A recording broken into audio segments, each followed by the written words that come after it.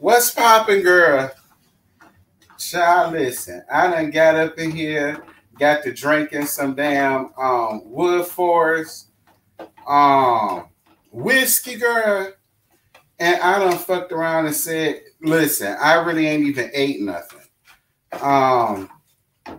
So I guess you could say I'm up making a small little yang for tonight and tomorrow or whatever the case may be, or however long I make this last child, because y'all know I'm from down south. We'll mess around and make something that you'll eat off of all week, child.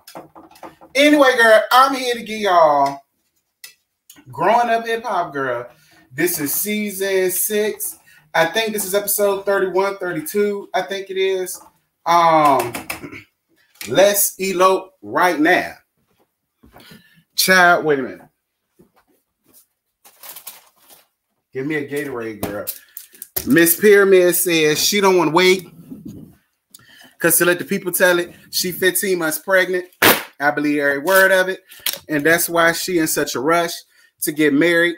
And that's another reason why she ain't want to drink that wine with TT. But we going to get there in a minute. Bitch, I'm hot. So let's go ahead and get down up into this shot because I ain't got that much time. Scotty going to be going live later for his 30th. So y'all make sure to head around there. Anyways, Vanessa and Angela go around there to make sure that her eggs are doing good for harvest. Child, I don't care. Moving on. So Samantha in the studio and Lazy Bone come around there, and eventually so does her bull dagger. Pregnant bull dagger, allegedly, to let the people tell it. You know, Lazy was just, you know, telling him your music is fine, your music is good, but you dealing with something real. And, you know, instead of making light of it, you might want to make sure that you got all of your ducks in a row. Like, I totally appreciated the advice that Lazy Bone gave to Samantha because she need a reality check because she's still sitting around here trying to play tough for these cameras, and it's only for the cameras because all of us know, girl, you ain't about that life. Sit down. Moving on. So Egyptian talks about her future and what'll happen if she gets sent away to the women's prison. Listen, Egyptian is one of them young, dumb, and full of cum girls that you can't tell nothing to. She's going to go on ahead and throw her life away just to prove a point to these people. She's already done got married. That's already been out. So it is what it is. At this point, it's just some girls. See, when you shelter girls or when you shelter children or when you're not there for children like that, they always seem to find an outlet in something or in somebody else. And unfortunately for Pep and Trenches for that matter, because as much as she wants to put it all on Pep, Trench won't dare like that either. Let's be clear. Doing around the same time he was with Naughty by Nature, she was with Salt and Pepper. Both of them was on the road like that. So, you know, she says she ain't a lesbian, but anyhow. So, I mean, you know, Samantha fits that mold. And, you know, as much as they want to sit here and try to act like he don't or she don't or it ain't what it is, it just is. Hold on, girl.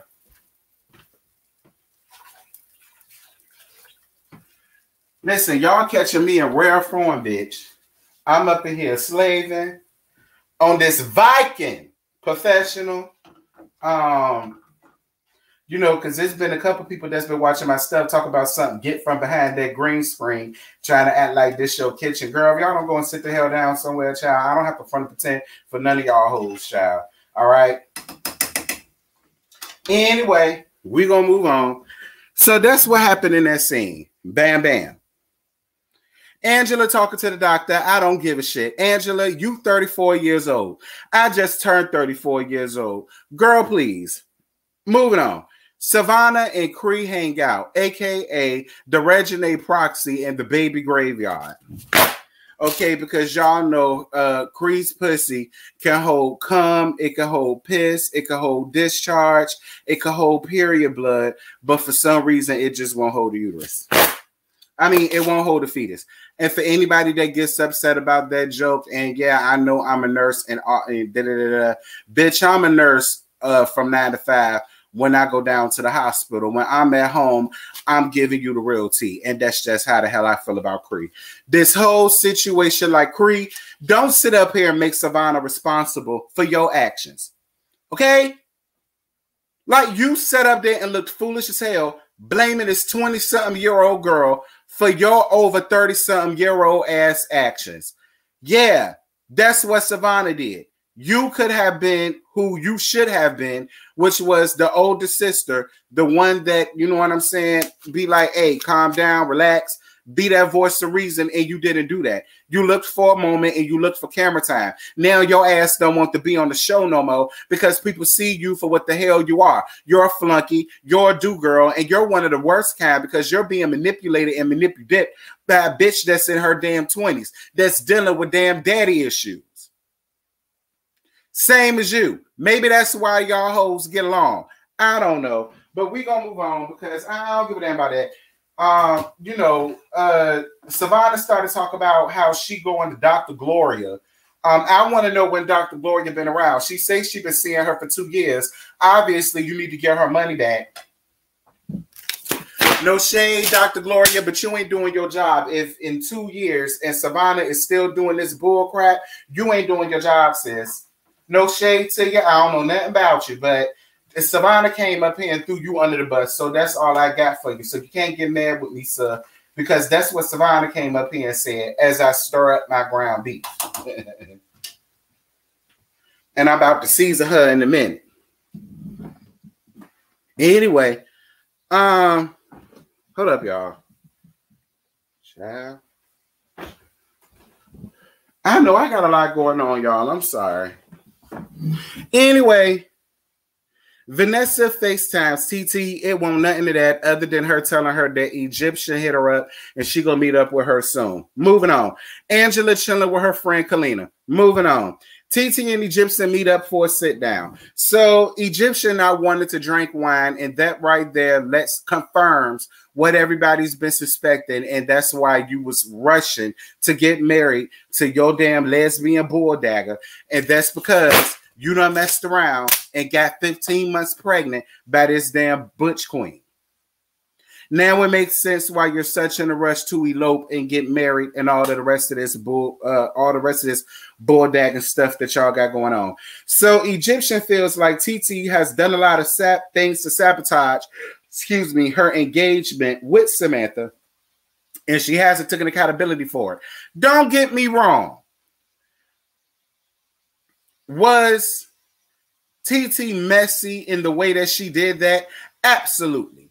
I'm not going to stunt you on that, Egyptian. Yeah, TT was very messy. She was very calculated. I mean, listen, Brianna knew about the gag before all of y'all did, so it was obviously premeditated. But at the end of the day, she really wasn't wrong in what she did. I'm just going to be honest. Sometimes it takes people on the outside to help to give you clarity on things that you can't see. But see, you're so busy because you're young and you're dumb-minded. And that's what makes Samantha a predator, because Samantha knows that. As much as Samantha wants to get up here and try to make it seem as if, oh, when I get locked up, live your life, she already know what it is. You're going to say no, absolutely not, because she's been brainwashing you this entire time. Like, it's the manipulative for me. So Egyptian feels like TT is responsible for why the group don't see it for Samantha. Again, if you want to call out TT for not bearing responsibility, then what are you doing in this moment? I totally agree with TT.